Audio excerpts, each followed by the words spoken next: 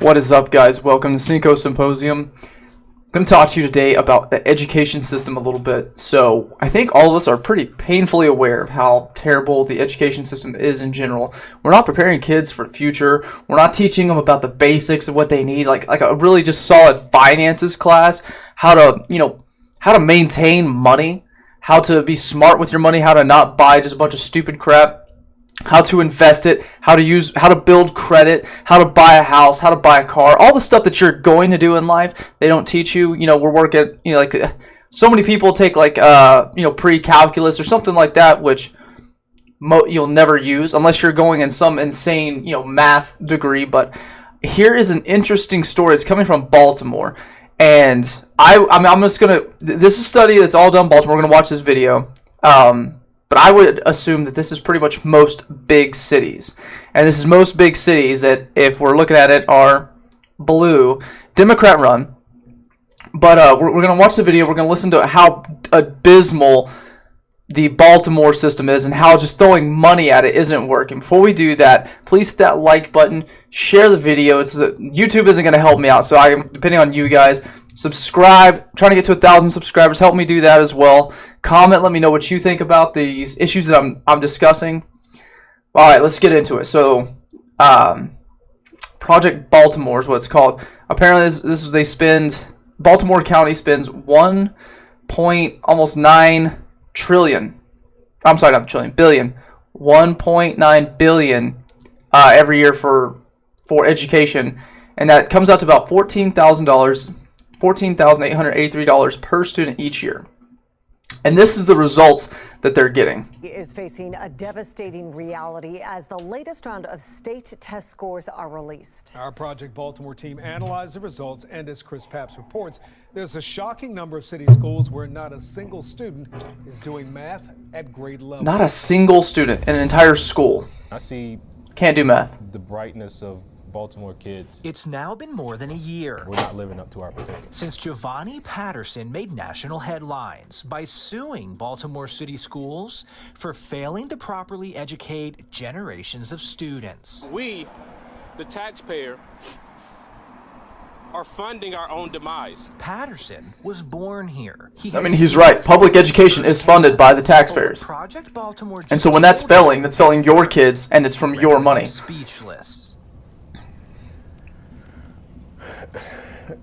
My immediate reaction is take your kids out of these schools. The Maryland Yep, State that's probably not a bad idea. Has released the 2022 state test results, known as MCAP, Maryland Comprehensive Assessment Program. Baltimore City's math scores were the lowest in the state. Just 7% of 3rd through 8th graders tested proficient in math.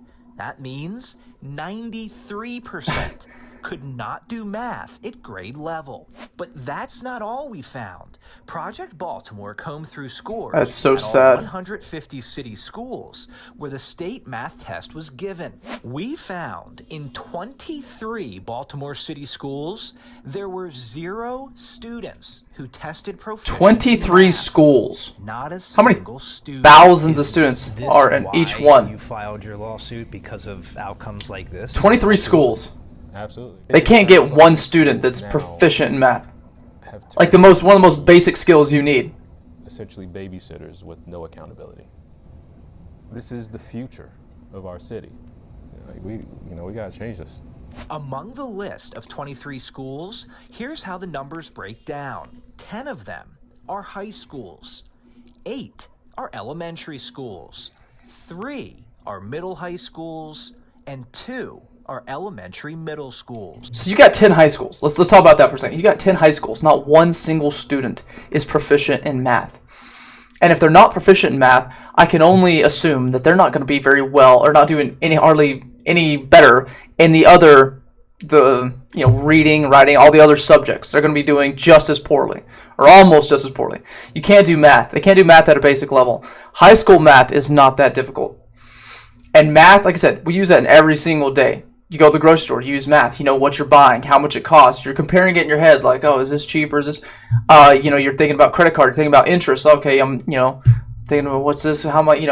How much is this going to cost me? You're buying a car. What's the interest rate on that? You're doing math in your head. You're adding up the total cost. What's going to break down in your monthly payment? These kids can't do high school math, or they can't do basic math. And there's 10 high schools that don't have a single kid that can't do it. Those people don't, and they don't have time. You're in high school. You're right there on the edge of becoming an adult. Those are lost causes. There isn't going to be anyone, and I would even argue for the middle schools as well, and maybe even like the later elementary schools. At least if a kid's struggling in elementary school, you have time. You can work with the kid. You got some years to really sit them down and try to focus in on their weaknesses. High school, they ain't fixing that. If they're not proficient, they're going to get out and they're going to go on with their life. And when they can't do math, how well do you think they're going to be able to hold a job and do the basics of life? How long is it before they're like, yeah, screw this, I can't even add up this stuff. I'm gonna go do something a little bit more lucrative than struggling with doing 2 + 3 for somebody's McDonald's meal. Exactly 2,000 students in total took the state math test at these schools, and not one could do math Jesus. at grade level. These kids can't do math. You're not preparing them to buy groceries. Nope. You're not preparing them to do accounting, to count their own money. You're not preparing them to read contracts and negotiate salaries. We made the largest investment in public. They're not going to be able to function. By any governor in our state's You can't function if you can't do math. Last week, in his first State of the State address, made his feelings about public education clear. It's one of his top priorities. This is what's going to happen with these kids. They're going to be taught. They're not being taught how to think critically and how to go above and beyond and to be smart. Like, if you can't do math, you're not going to be able to do a lot of stuff. And like I said, if you're not proficient in math, then I'm going to assume that the rest of it, your reading and writing is going to be subpar as well. And if you can't read and write and you can't do math, I'm not going to assume that you're very intelligent in a lot of other ways. Maybe you're a good artist or something. But for the most part, like, how competitive are these kids going to be? They're training these kids to literally be just simple wage labor their entire lives. They're going to get out, and maybe if they don't go into any kind of like criminal activity, they're going to go to a little minimal job at McDonald's or somewhere, which even McDonald's is now replacing them with machines, because guess what? A machine can be programmed to not be rude to you and to get an order correctly. If I'm the one pressing the buttons of what I want, then it's a lot less human error possibility. And the other machine's just back there now flipping burgers. We got the first, I believe it's in Texas, the first fully automated McDonald's, where the entire restaurant has no humans in it, other than the guy coming in, I guess, to fix the robots, right? So, but we're training these kids that they have no skills. They can't do math. They're going to be crappy at reading and writing.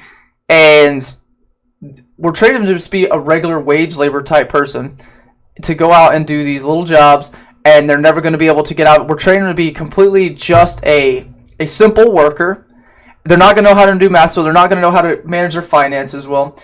It's setting it up more and more for somebody else to take the responsibility from them. Like, okay, well, you can't read, so you can't understand your medical insurance that you're trying to sign up for, so we're just going to put you under the states, and we're going to put you under the federal governments, and you can't handle this, so you know what? You just show up to this job, and then here's your meal card, and you take your meal card, and you can go and just pick up your stuff here.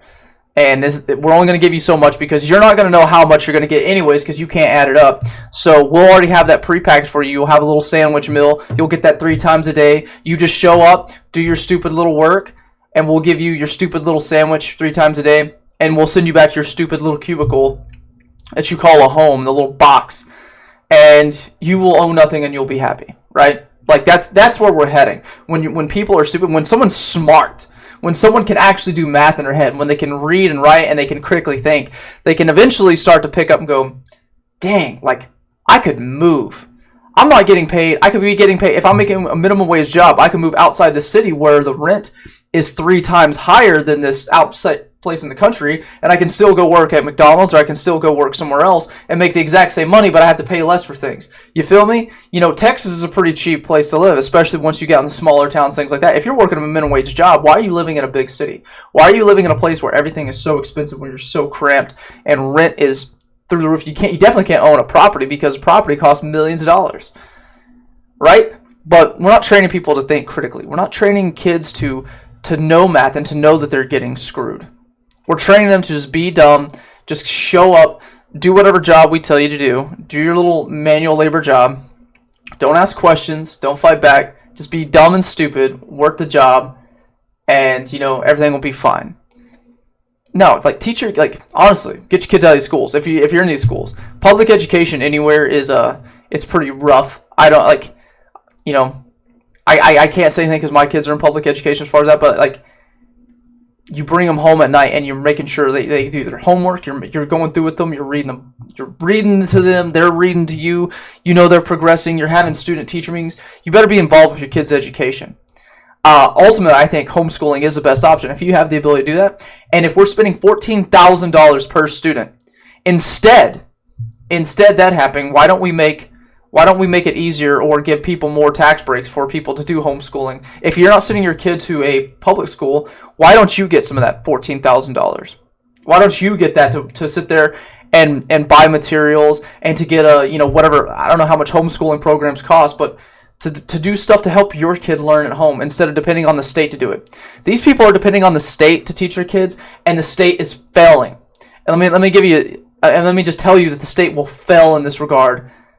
Always. You stop giving the state the responsibility. The government is not going to be able to get you out of these holes. The government is not going to believe that the government has your best intentions. That's pretty faulty thinking. That's pretty juvenile way of looking at things. You got to start taking responsibility for you and your family. You got to start pushing you got to start pushing your kids yourself. You got to understand that it's on you.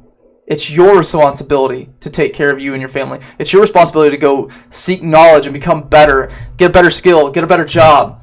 And it's your job to teach your kids these things so they know how to go chase a better job, and instead of just sitting in the mud and wallowing in it and even being unaware of it because they're so dumb and ignorant.